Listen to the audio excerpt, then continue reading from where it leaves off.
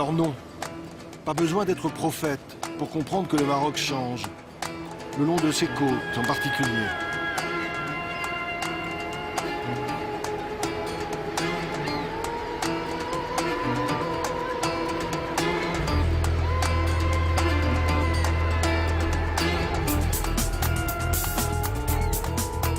Boom de l'immobilier vers le nord où ça construit partout et à tout va.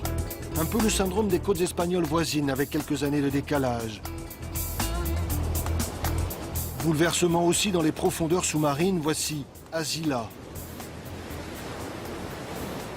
C'est ici, au pied de ces remparts, qu'aboutit un câble téléphonique sous-marin long de 1600 km. Point de départ, Marseille et donc l'Europe. Liaison à très haut débit, centre d'appel avec une main-d'œuvre francophone, à prix cassé. Ce n'est plus 22 à Asnières, c'est le 0800 quelque chose à Marrakech ou à Rabat.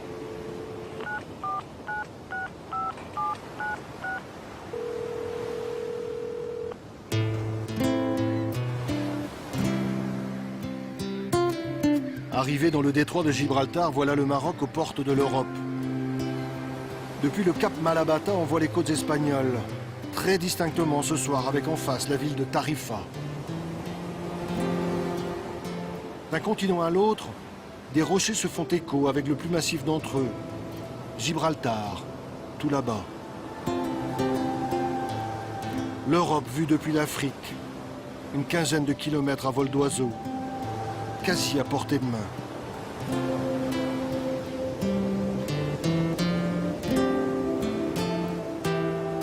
Mais beaucoup d'illusions tombent aux portes du détroit.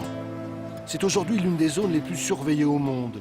Et pas seulement pour des raisons de sécurité maritime, quand bien même des bateaux s'échouent dans les parages.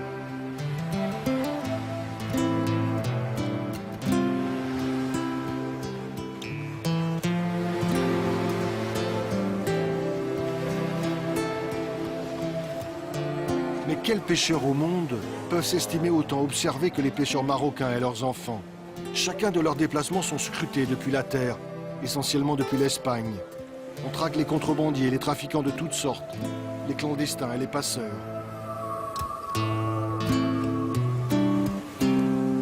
Barques de pêche minuscules, mais suffisamment grandes pour passer de l'autre côté. Rien de commun avec les gigantesques porte-conteneurs attendus dans ce port tout nouvellement créé.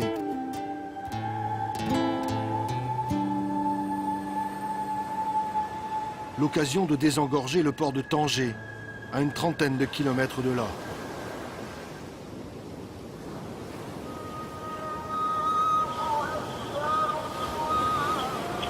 Tanger-la-Blanche, longtemps port d'escale des poètes et des écrivains. Tanger aujourd'hui et son presque million d'habitants et sa croissance exponentielle.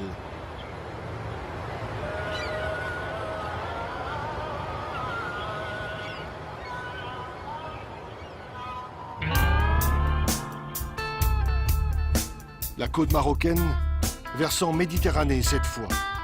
Nous voilà loin des falaises exposées aux colères de l'Atlantique et de ses embruns.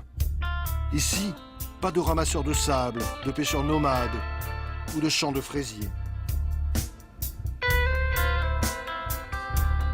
Très vite, en retrait de la côte, le relief prend le dessus.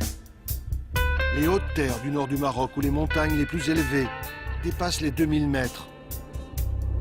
Totalement enneigé l'hiver, c'est le Rif, une région montagneuse bien à part dans le nord du Maroc.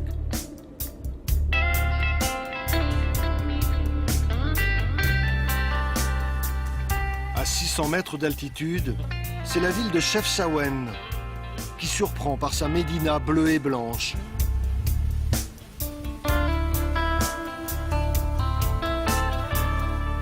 Voilà ma carte postale. Pour le reste, Chefchaouen, capitale des montagnes du Rif, est aussi la capitale du kiff, le hashish marocain réputé jusqu'à Amsterdam. Dans les années 90, 200 000 agriculteurs en vivaient, une production quasi intensive, pas une colline sans son champ de cannabis. Les autorités ont détruit des champs, tous. On sait juste que le Maroc reste encore l'un des premiers exportateurs mondiaux de hashish. Et la voie royale de ce trafic est bien entendu maritime. Décidément, rien n'est simple le long de cette côte, surtout lorsque l'on aborde la question des enclaves.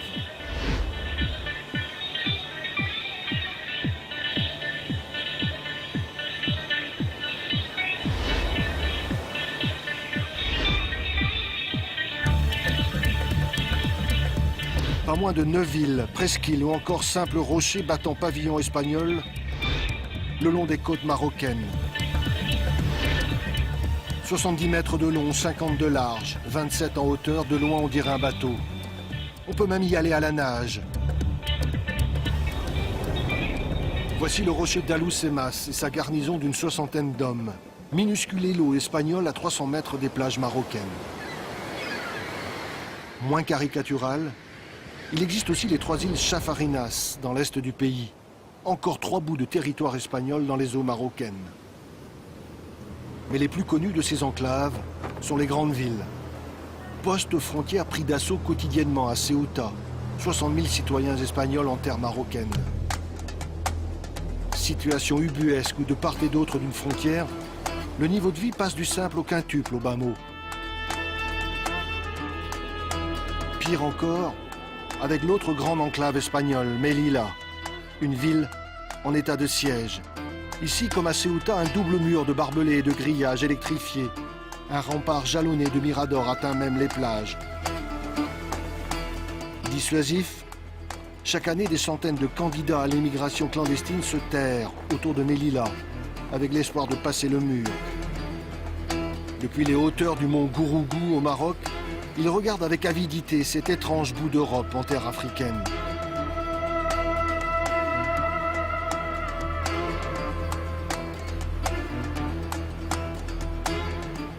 Cela dit, sur le registre des relations diplomatiques, il y a un dossier encore plus sensible et plus délicat dans la région.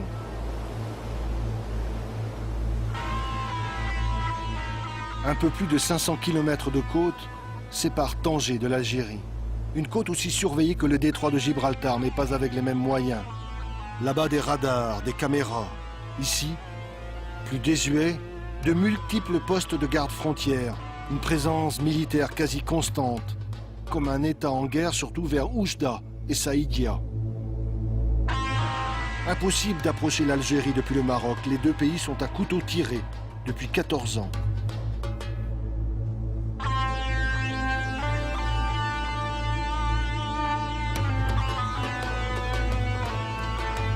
« 14 ans que la frontière est fermée. Situation bloquée. Dialogue de sourds entre les deux pays, c'est la plus longue frontière fermée au monde.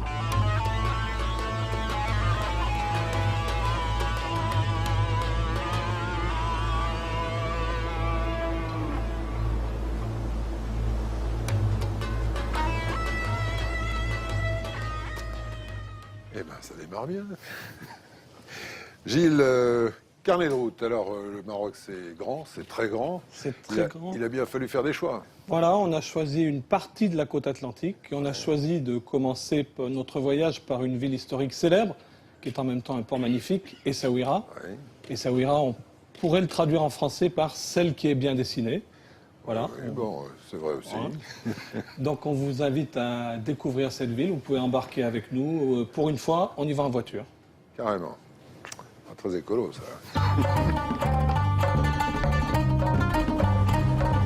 Et nous voilà tout à trac, jetés sur les routes du Maroc. Ses grandes étendues, sa lumière. Un bout de chemin, premières impressions. L'occasion aussi de présenter Driss, notre guide sur le chemin de la découverte.